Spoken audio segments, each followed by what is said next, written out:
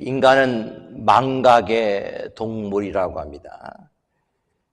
심리학에서 기억이 시간이 지남에 따라서 자연스럽게 희미해지거나 잊혀지는 현상을 망각이라고 얘기하죠. 심리학자 헤르만 에빙하우스는 그 망각 곡선에 따르면 우리는 일주일 안에 학습한 내용의 80%를 잊어버린다고 합니다. 피조물인 존재, 유한한 존재인 우리 인간이 영원히 기억할 수는 없겠지요. 망각하는 거 잊어버리는 것이 결코 나쁜 것만은 아닙니다. 왜? 잊어버렸기 때문에 다시 한번 용기를 내어서 새로운 삶을 살아갈 수 있습니다. 과거에 나의 삶 가운데 속에서 힘들고 어려웠던 순간들, 고통스러운 기억들, 그것이 계속적으로 내 삶을 짓누르고 있다면은 아마 우리는 다시 새롭게 살아갈 수가 없을 것입니다. 잊어버리는 것이 축복이 될 수가 있다는 거예요. 그러나 잊어버리지 않아야 할 것들도 잊어버리기 때문에 그것이 문제입니다. 우리 흔히 알고 있는 치매, 사랑하는 사람들, 또 환경들을 잊어버리는 그런 모습이죠. 지난주에 제가 알고 있는 한 분을 양로로 방문했습니다. 처음 방문이 아니라 몇 번째 방문인데 방문할 때 이렇게 말씀하시더라고요. 아, 일리노이에 계세요? 일리노이에 살고 계세요? 언제 오셨어요? 제가 누군지도 알고 이미 일리노이에 제가 목회를 하고 있는지도 알면서 그렇게 말씀도 드렸고 그런데도 또 물어보시는 거예요. 안타까운 마음으로 나오는데 거기 안에 있는 분이 이분은 치매가 심하게 왔습니다. 그분이 하는 모든 얘기는 다 믿어서는 안 됩니다. 이렇게 말씀하시더라고요. 얼마나 마음이 아픈지 아픈 마음을 가지고 그 양로를 나왔습니다. 정말 잊혀지지 않아야 할 것은 잊어버리고 또 잊어버려야 될 것은 잊어버리지 않는 그런 삶이 우리 인간들의 삶에 있는 모습인 것 같습니다. 그러나 하나님께서는 결코 잊어버리지 아니하신 분이 하나님이심을 분명히 알 수 있기 바라겠습니다. 특별히 하나님이 약속하신 것은 결코 잊지 않으십니다. 오늘 본문에 보면 하나님께서 기억하셨다라는 말씀이 두 번이 나오고 있습니다. 하나님이 고통 가운데 부르짖는 이스라엘 소리를 들으시고 아브라함과 이삭과 야곱에게 하신 언약을 기억하시고 모세를 통해서 다시 한번 출애굽하는 역사를 이루어 주십니다. 지난주에는 우리가 모세의 출생에 관해서 하나님이 어떻게 섭리해 놓으셨는가를 보았습니다. 모세의 일생은 40년 주기로 나눠질 수 있습니다. 출생에부터 처음 40년 바로 애굽에서의 생활이고요. 또한 그 두 번째 40년은 바로 애굽에서 도망친 광야, 미디안 광야에서 생활이 40년이고 나머지 40년은 하나님의 부르심을 통해서 이스라엘 민족들을 애굽에서 출애굽을 시키는 그런 모세의 여정에 대해서 얘기하고 있습니다. 오늘 본문은 모세의 인생의 일기의 마지막, 모세가 40이 됐을 때의 기록입니다. 인생의 전환점의 기록이죠. 모세는 어머니 요게벳으로부터 히브리인의 정체성을 배웠습니다. 그리고 장성한 후에 왕실의 모든 교육을 다 배웠어요. 이 사실에 대해서 사도행전 7장 22절은 이렇게 얘기합니다. 모세가 애굽 사람의 모든 지혜를 배워 그의 말과 하는 일이 능하더라 라고 얘기하고 있어요. 모세가 애굽의 모든 학문, 지혜, 최고의 교육을 받았다라고 얘기하고 있습니다. 40년 동안 왕자로서 최고의 교육을 받고 편하게 살아왔지만 그것은 하나님의 뜻이 결코 아닙니다. 그래서 하나님은 그를 이스라엘 지도자로 만들기 위해서 그에게 독특한 방법을 통해서 그를 연단시키십니다. 우리 삶 가운데서 여러분들 힘든 시기가 다가올 때 그 힘든 시기를 하나님의 눈으로 바라볼 수 있기를 바라겠습니다. 하나님이 이 힘든 순간을 통해서 나에게 말씀하시고자 하는 것이 무엇인가? 또 하나님의 계획은 무엇인가를 내가 발견하게 될 때 그 힘든 시기와 힘든 고난의 그 여정은 바로 하나님의 뜻을 통해서 하나님이 이루어지는 그런 기쁨의 순간을 변할 수 있다는 사실을 분명히 알 수 있기 바라겠습니다. 하나님은 독특한 방법으로 모세를 연단시키는 거예요. 11절과 14절 말씀을 봅니다. 모세가 장성한 후에 이것은 40이 됐던 거죠. 한 번은 자기 형제들에게 나가서 그들이 고되게 노동하는 것을 보더니 어떤 애굽 사람이 한 히브리 사람 곧 자기 형제를 치는 것을 본지라. 좌우를 살펴 사람이 없음을 보고 그 애굽 사람을 쳐 죽여 모래 속에 감추니라. 이튿날 다시 나가니 두 히브리 사람이 서로 싸우는지라. 그 잘못한 사람에게 이르되 내가 어째 동포를 치느냐 하며 그가 이르되 누가 너를 우리를 다스리는 자와 재판관으로 삼았느냐. 내가 애굽 사람을 죽인 것처럼 나도 죽이려느냐. 모세가 두려워하여 이르되 일이 탈로 되었도다. 자, 모세가 어느 날 자기 동포인 이스라엘 백성의 중노동 현장을 방문하게 됩니다. 오늘 본문은 이스라엘 백성이 모세의 형제라고 표현되었어요. 이것은 모세의 민족적 정체성을 이야기하고 있습니다. 자신의 형제들이 중노동을 시달리는 모습을 보았습니다. 그때 한 애굽인이 자기의 동포 한 명을 구타하는 장면을 목격했어요. 모세는 사방을 살핀 후에 그 애굽인을 때려 죽인 다음에 바로 모래 속에 파묻었습니다. 모세는 오랫동안 자기 동포가 학대받는 현실을 그가 애굽의 궁전에 있으면서 보았던 것을 견딜 수 없는 거예요.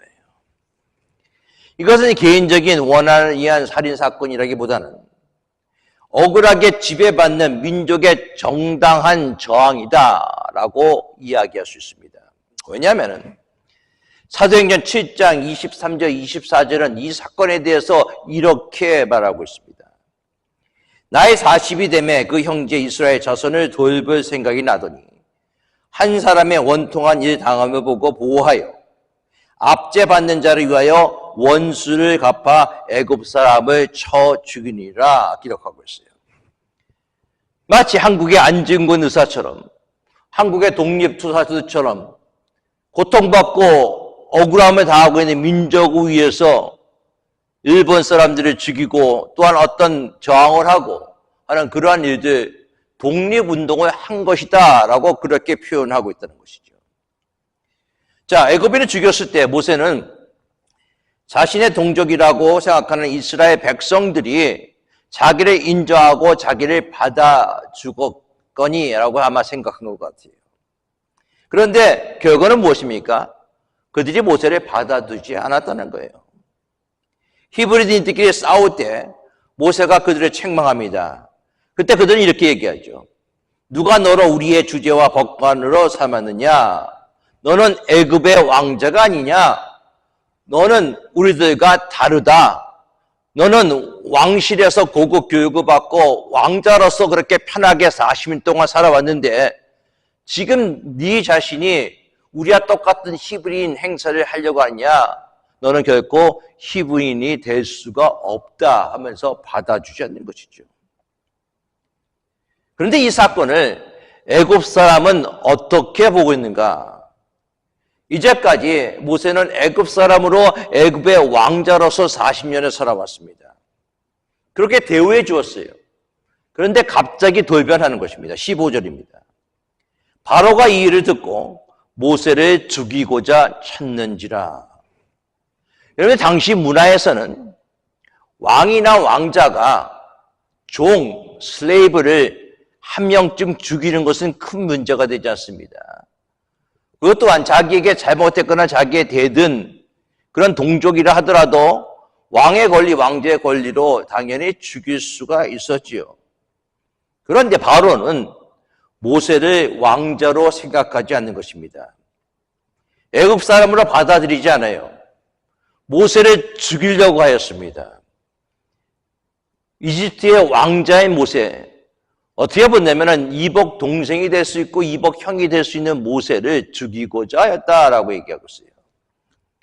자, 모세는 본인이 히브리인도 아니고 본인이 애굽 사람도 아닌 가운데 속에서 자기의 정체성의 혼란을 가지고 있습니다.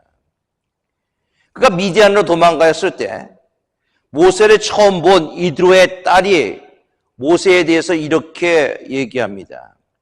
그들이 이르되 한 애굽 사람이 우리를 목자들의 손에서 건져내고 우리 위하여 무르기로 양떼에 먹였나이다. 모세가 누구라고요?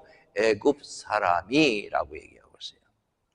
아마 애굽 사람들이 입던 옷을 입고 도망친지 모르겠습니다. 그러나 바로 애굽 사람이다라고 얘기하고 있어요. 자, 모세는 히브리인도 아니고 다른 사람 눈에는 애굽 사람처럼 보이고 그렇다고 에레 사람도 아니고 이도 아니고 저도 아닌 모세의 자기의 정체성의 혼란을 겪고 있습니다. 모세는 광야 삶 가운데 속에서 끊임없이 묻고 있어요. 40년 동안 무엇을 했다라는 것은 거의 나오고 있지 않습니다. 아마 목동이었기 때문에 양을 키웠겠죠. 그런 모세에 대해서 모세는 자기가 누구인가라는 것을 계속 의문을 가지고 40년을 지나왔습니다. 모세가 자기 아들을 낳았을 때도 이름을 게르솜이라고 얘기하고 있습니다. 나는 이방인의 땅에서 이방인이 되었구나라고 모세는 자기를 그렇게 표현하고 있어요. 나는 이방인이라는 거예요. 나는 누구인가? 그 질문에 대해서 하나님이 광야 40년 훈련을 끝내고 난 다음에 하나님의 모세를 떨기나무에서 부르십니다. 부르시고 난 다음에 모세가 하나님께 이렇게 대답해요. 출애굽기 3장 11절 말씀에 내가 누구이기에 갑니까? 하나님 앞에 얘기하는 것입니다. 내가 누굽니까? 내가 히브리 사람입니까? 내가 애국 사람입니까? 내가 누구이기에 하나님께서는 나를 하여금 애굽에 다시 가서 하나님 나라의 백성 이스라엘 히브리 민족을 출애굽하는데 나를 쓰신다고 얘기하는데 내가 누굽니까? 물어보는 거예요. 그럴 때 하나님이 뭐라고 말씀하신지 아십니까? 너는 히브리다라고 얘기하지도 않고 너는 애굽 사람이라고 얘기하지 않고 하나님이 이렇게 말씀하십니다. 너는 내 백성을 이끌 하나님의 사람이다라고 얘기하고 있는 거예요. 애굽 사람도 민족주의를 가진 이스라엘 사람도 아니라 하나님 나라, 하나님의 영광과 하나님의 나라를 위해서 사용될 하나님의 사람이다라고 얘기하고 있는 거예요. 하나님의 구속자 섭리를 완성시킬 하나님의 사람이다, 하나님의 도구다라고 얘기하고 있습니다. 그런데 그런 의식이 중요한 거예요. 내가 한국 사람이다, 내가 미국 사람이다, 내가 백인이다, 내가 흑인이다가 중요한 것이 아니라 가장 중요한 것은 무엇인가? 내가 하나님의 사람인가 하나님의 사람이 아닌가가 중요하다는 사실을 분명히 할 수 있기 바라겠습니다. 내가 큰 교회 다니고 내가 작은 교회 다니고 내가 장로의 직분을 갖고 내가 권사 집사 직분을 갖고 안 갖고가 중요한 것이 아니라 내가 직분이 없다 하더라도 내가 하나님께 쓰임받는 하나님의 사람이라면은 그걸로써 여러분들이 가장 중요한 사실이라는 것을 분명히 알 수 있기 바라겠습니다. 신약 성경에서는 이러한 모세에 대해서 이렇게 얘기하고 있습니다. 똑같은 사도행전의 말씀이에요. 그런 애굽에 있는 모든 것들을 그가 즐기지 아니하고 하나님의 영광과 하나님의 나라를 위해서 모든 것을 포기하였다라고 이야기를 하고 있습니다. 하나님의 나라와 하나님의 영광을 위해서 애굽에서의 평안함과 애굽에서의 쾌락과 애굽에서 잘 살고 있는 모든 것들을 다 포기하여 버렸다라고 얘기하고 있습니다. 여러분들 그것이 우리에게 필요한 거예요.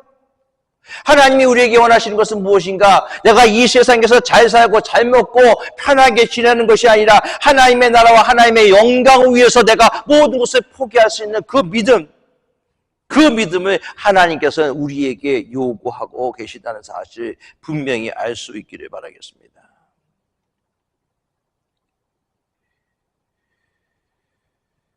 우리 인생의 불확실한 시기 가운데 속에서 하나님이 우리의 삶을 통치하고 계시고 하나님의 계획을 하나님이 이루어 나아가는 여정이라는 사실을 분명히 알 수 있기 바라겠습니다. 지금 현재 우리의 상황은요, 답답하게 보이는 상황들이 될 수가 있어요. 내가 왜 이 광야에 있나? 나는 지난 40년 동안 무엇을 했는가? 한 것이 아무것도 없어요. 사람을 만난 것도 아니고 그저 양을 치고 목동의 그런 시간을 40년을 보냈습니다. 그러나 그 시간이 결코 무의미한 시간이 아니라는 것이죠. 하나님의 역사를 위해서 모세를 만들어주시고 모세를 단련시켜 주시는 과정이라는 것입니다. 모세는 자기 백성을 돕다가 완전히 도망자 신세가 되었습니다. 인생의 가장 밑바닥으로 떨어졌어요. 어저께만 해도 왕자였는데 이제는 도망자, 수배자의 신세를 졌습니다. 미닌 땅에 도착해서 새로운 삶을 사는데 그 새로운 삶이 그렇게 썩 좋은 삶의 모습은 결코 아니에요. 모세는 자신 스스로를 실패자, 낙오자라고 보고 있습니다. 애굽에서 바로의 딸의 아들이 아니라 히브리 사람들을 구원하는 지도자가 아니라 미디안에서 양을 치는 목자가 된 모세. 금방 애굽에 돌아갈 수 있을 것이다 생각했지만 그 시간이 40년이 후딱 지나가 버립니다. 사람들에게 잊혀진 존재가 됐어요. 그런 모세 인생이 실패한 인생일까요? 아니에요. 미디안 광야에서 실패한 시간이 결코 아닙니다. 모세가 광야에 있었던 40년은 이스라엘 백성과 함께할 40년, 그 40년을 준비하는 시간이라는 사실 여러분들 알 수 있게 바라겠습니다. 왜? 광야에서 40년 어디에 물이 있고 어떻게 살아가야 되고 어떻게 천막을 쳐야 되고 하는 그 광야의 그 40년의 경험은 장차 모세가 이스라엘 백성을 이끌고 40년을 지나 그 광야를 모세가 이끌어갈 그런 놀라운 경험으로 작용했다는 사실인 것입니다. 광야에서 삶을 연습하는 시간이었고 때를 기다리는 시간이었고 하나님을 깊이 만나는 시간이었습니다. 모세에게 꼭 필요한 시간이었다는 거예요. 만약에 모세가 그 40대 됐을 때 자기의 힘으로써 이스라엘 민족들을 해방시키려고 했다면 그는 실패할 수밖에 없어요. 그런데 하나님은 때를 기다리신 분입니다. 출애굽기 4장 19절에 하나님은 애굽으로 돌아가는 모세에게 이렇게 말씀하십니다. 여호와께서 미디안에서 모세에게 이르시되 애굽으로 돌아가라. 내 목숨을 노리던 자가 다 죽었느니라. 40년의 기간은 모세의 목숨을 노리는 자를 다 죽기를 기다리는 시간이었어요. 즉 모세를 보호하고 안전하게 지키는 시간이었다는 것입니다. 또 광야의 40년은 하나님의 구원의 때를 기다리는 시간이었습니다. 하나님께서 아브라함에게 가나안 땅을 약속하셨을 때 400년 후에 그리 하겠다 말씀하셨어요. 창세기 15장 13절 16절 말씀이죠. 여호와께서 아브라함에게 이르시되 너는 반드시 알라. 내 자손이 이방에서 객이 되어 그들을 섬기겠고 그들은 400년 동안 내 자손을 괴롭히리니 그들이 섬기는 나라를 내가 징벌하리라. 그 후에 내 자손이 큰 재물을 이끌고 나오리라. 여러분 역사의 주관자는 하나님이심을 믿으시기 바라겠습니다. 이스라엘 백성을 구원하는 것도 하나님의 시간과 하나님의 계획에 들어가 있어요. 광야에서 우리가 배울 것이 무엇인가? 그것은 겸손이에요. 낮아질 때 우리는 하나님께 매여 달리게 됩니다. 낮아질 때 하나님 앞에 간구하게 됩니다. 낮아질 때 하나님의 뜻을 발견할 수가 있어요. 여러분들 낮아질 때요 아무것도 없을 때 작은 것이 얼마나 소중한 건지 아십니까? 정말 내가 너무나 없어요. 물 한 방울이 귀하고 정말 자그마한 열매가 귀한 그 삶이 광야의 삶의 모습이에요. 넉넉하면 여러분들 물이 왜 귀합니까? 여러분 작은 열매가 뭐 귀합니까? 흔해 빠진 게 물이고 흔해 빠진 게 작은 열매인데 그러나 광야에서 삶은 작은 것도 소중하게 여기는 그런 삶의 모습이 바로 광야에서 삶이고 그렇기 때문에 하나님께 기도할 수밖에 없고 하나님을 만날 수밖에 없는 삶이 바로 광야의 삶이라는 사실을 분명히 알 수 있기 바라겠습니다. 여러분의 삶이 혹시 광야의 삶에 지나가고 있다면 그 시간이 바로 하나님을 만나는 시간임을 분명히 아실 수 있기 바라겠습니다. 40년이 지나버렸어요. 애굽 왕이 죽었습니다. 정권이 바뀌었어요. 그런데 이스라엘 백성의 상황은 전혀 달라지지 않습니다. 여전히 중노동에 시달렸고 자신들의 형편, 자신들의 어려움을 비로소 이제 하나님께 울부짖으며 호소하고 있습니다. 23절부터 25절 말씀입니다. 여러 해 후에 애굽 왕은 죽었고 이스라엘 자손은 고된 노동으로 말미암아 탄식하며 부르짖으니 그 고된 노동으로 말미암아 부르짖는 소리가 하나님께 상달된지라. 하나님이 그들의 고통 소리를 들으시고 하나님이 아브라함과 이삭과 야곱에게 세운 그의 언약을 기억하사 하나님이 이스라엘 자손을 돌보셨고 하나님이 그들을 기억하셨더라. 부르짖었다라고 얘기하고 있어요. 부르짖었다라는 히브리어는 자크라라는 단어를 사용하고 있습니다. 이 자악하는 사람은요, 막다른 상황에 다다라서 절규하는 외침의 모습이에요. 그러니까 그동안에는 여러분들 절규하지 않았어요. 그동안에는 기도하지 않았습니다. 그러나 마지막 때에 기도하는 거예요. 마지막 때에 부르짖습니다. 하나님 우리로 하여금 부르짖으라라고 얘기하고 있어요. 너희는 여호와를 만날 만한 때에 찾으라. 가까이 계실 때 그를 부르라. 가까이 계실 때 그를 부르라고 얘기했는데 이스라엘 민족들은 부르짖지 않았어요. 모세가 40년 동안 미디안 광야 속에서 있을 때 그들은 부르짖지 않았습니다. 아마 자기 힘으로 이 정도 어려우면 내가 해결해 나갈 수 있을 것 같아. 그러나 그의 삶이 갈수록 40년 동안 더 나아지는 것이 아니라 40년 동안 더 쌓여서 이제는 더 이상 견딜 수가 없었습니다. 사랑하는 성도 여러분, 하나님은요, 부르짖을 때까지 기다리세요. 왠지 아십니까? 연단이 필요하기 때문에. 이스라엘 백성들이 고역으로 인하여 부르짖었다는 것은 이전에는 부르짖지 않았다는 거예요. 그들이 하나님께 돌아오는 시간이 40년이 걸렸습니다. 이제 한계에 도달했어요. 그래서 하나님께 부르짖습니다. 나의 한계를 인정할 때 나는 아무것도 할 수 없습니다 라고 내 자신이 깨어지고 내 자신이 내려놓게 될 때 하나님의 놀라운 역사가 시작되면 분명히 아실 수 있게 바라겠습니다. 예레미야 33장 3절 말씀에 너는 내게 부르짖으라 내가 내게 응답하겠고, 출애굽기 22장 23절에 내가 만일 그들을 해롭게 함으로 그들이 내게 부르짖으면 내가 반드시 그 부르짖음에 들으리라. 하나님은요, 부르짖는 자들을 결코 외면하지 않으세요. 민수기 20장 16절 말씀에 우리가 여호와께 부르짖었더니 우리 소리를 들으시고 천사를 보내사 우리를 애굽에서 인도하여 두셨도다. 하나님 앞에 부르짖을 수 있기 바라겠습니다. 하나님께 기도로 나아갈 수 있기를 바라겠습니다. 하나님의 여러분들의 부르짖음과 여러분들의 그 기도를 들어주시는 하나님이심을 믿으시기 바라겠습니다. 하나님이 들으세요. 우리의 작은 신음에도 응답하시는 하나님, 그 하나님을 믿으시기 바라겠습니다. 그 신음소리도 응답하세요.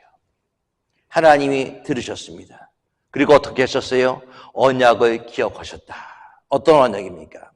아브라함과 이삭과 야곱에게 세운 언약입니다. 430년 전에 언약을 잊지 않으셨다라고 얘기하고 있습니다.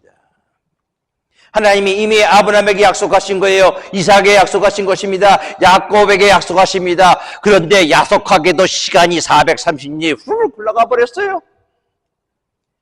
하나님이 오래전에 약속하신 그 언약 결코 잊지 않고 기억하고 계셨습니다. 아무리 시간이 많이 흘렀다 하더라도 인간들은 그 약속을 다 잊어버렸다 하더라도 우리 하나님은 결코 약속을 잊어버리지 아니하시는 분임을 믿으시기 바라겠습니다. 그런데 왜 430년, 400년인가? 하나님이 약속하신 것을 지키기 위해서.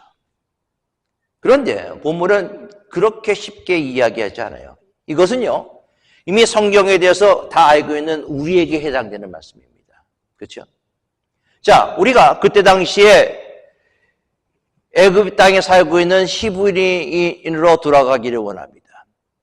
왜 하나님은 400년 동안 아무것도 하시지 않으셨는가? 이것은 하나님께서 이스라엘 민족들이, 이스라엘 사람들이 부르짖을 때까지 기다리신 것처럼 기록하고 있습니다, 성경. 이스라엘 백성들이 부르짖으니까 그 소리를 들으시고 옛적에 세운 언약을 기억하셨고 이스라엘 백성을 돌보셨습니다. 왜 그럴까요? 간단합니다. 하나님은 우리가 기도하기를 원하십니다. 그리고 때로는 우리가 기도할 때까지 기다리시는 거예요. 그게 우리의 믿음이기 때문에 그렇습니다.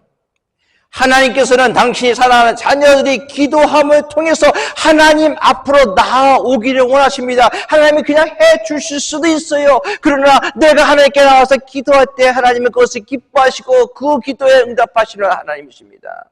사랑하는 여러분, 고통으로 하나님께 부르짖고 있습니까?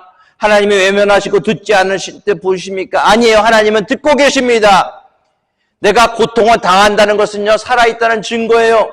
내가 건강하다는 증거입니다.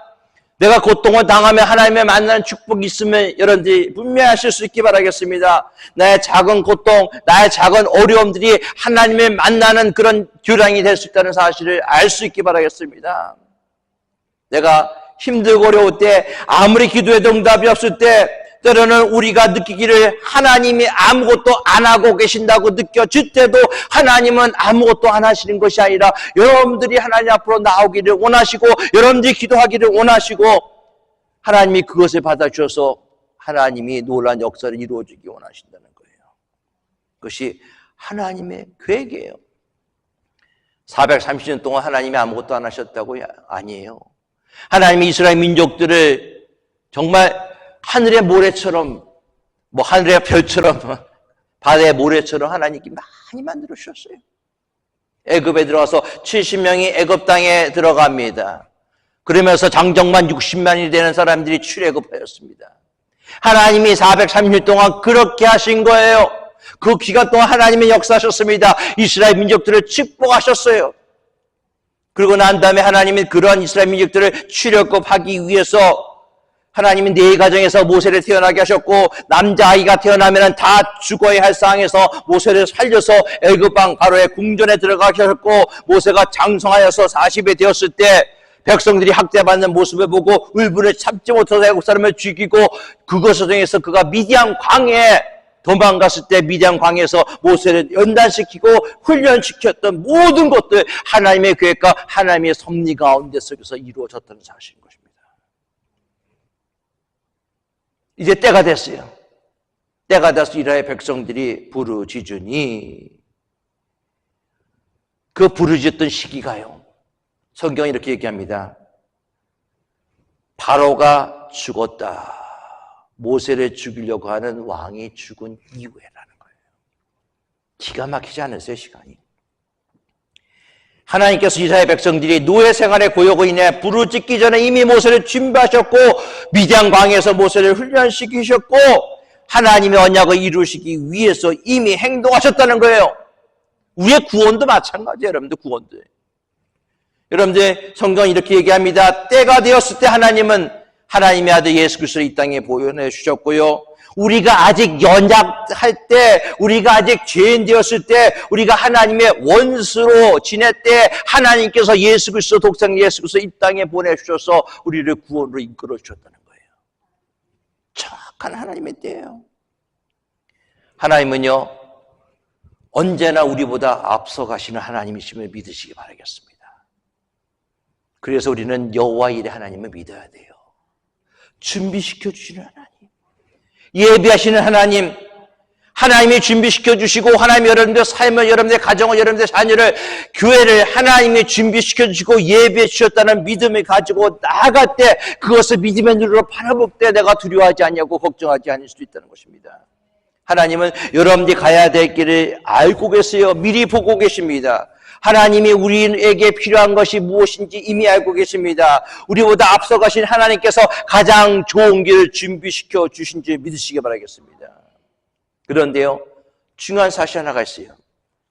하나님의 때와 나의 때는 다를 수가 있다는 거예요. 오늘 본문에도 그렇습니다.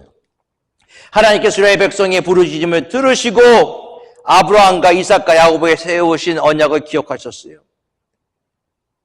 바로 그 기간이 오래 걸렸어요.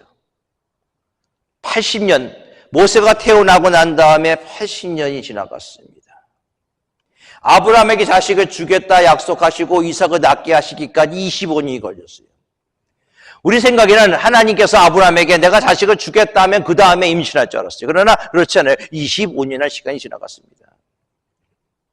약속해 주셨음에도 불구하고 아브라함은 그때 다른 생각을 합니다. 하나님이 사라를 통해서 자식을 약속하지 않았구나. 안 되겠다.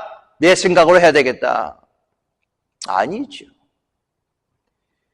여러분들, 내 생각으로 내 때를 하나님의 때에 맞추는 것이 아니라 바로 우리의 때를 하나님께 드릴 수 있길 바라겠습니다. 하나님은 정확하신 하나님이에요. 하나님께서 이스라엘 백성들 고요된 노역으로 인해 부르짖기 전에 모세를 보내셨다면 얼마나 좋겠습니까? 아니에요. 하나님이 기다리신 것입니다. 이스라엘 백성들이 하나님의 찾기를 기다리신 거예요. 여러분들 꼭 기억할 수 있기 바라겠습니다. 하나님은 여러분들을 기억하십니다. 여러분들 잊어버리지 않으세요? 이사야 49장 14절 16절 말씀에 오직 시온이 이르기를 여호와께서 나를 버리시며 주께서 나를 잊으셨다 하였거니와 여인이 어찌 그 젖 먹는 자식이 있겠으며 자기 태에서 난 아들을 긍휼히 여기지 않겠느냐. 그들은 혹시 잊을지라도 나는 너를 잊지 아니할 것이라. 내가 너를 내 손바닥에 새겼다라고 얘기하고 있습니다. 하나님은 잊지 아니하시고 기억하시는 분이십니다. 사랑하는 여러분, 하나님의 응답이 더디 온다고 생각할 때 낙심하지 않기 바라겠습니다. 하나님의 응답이 더디 온다고 할 때 인간적인 수단과 방법을 사용하지 않기 바라겠습니다. 하나님의 응답이 더디 온다고 생각할 때 여러분 좌절하고 낭망하지 않기를 바라겠습니다. 하나님은 여러분들과 하신 약속을 끝까지 지키시고 여러분들이 기도하기를 기다리시는 사실을 분명히 알고 여러분들이 그 하나님의 약속을 믿고 끝까지 인내하며 기도하며 주의 영광을 바라볼 수 있는 저와 여러분들이 다 될 수 있기를 예수 그리스도의 이름으로 축원합니다. 기도하겠습니다. 아버지 하나님, 우리의 삶 가운데 속에서 광야의 40년이 결코 낭비의 시간이 아니라 하나님 우리를 만들어가는 시간임을 믿습니다. 끝까지 주님을 믿고 의지하며 기도하는 믿음의 성도들 다 되게 하여 주시옵소서. 우리 주 예수 그리스도의 이름으로 기도드리옵나이다. 아멘.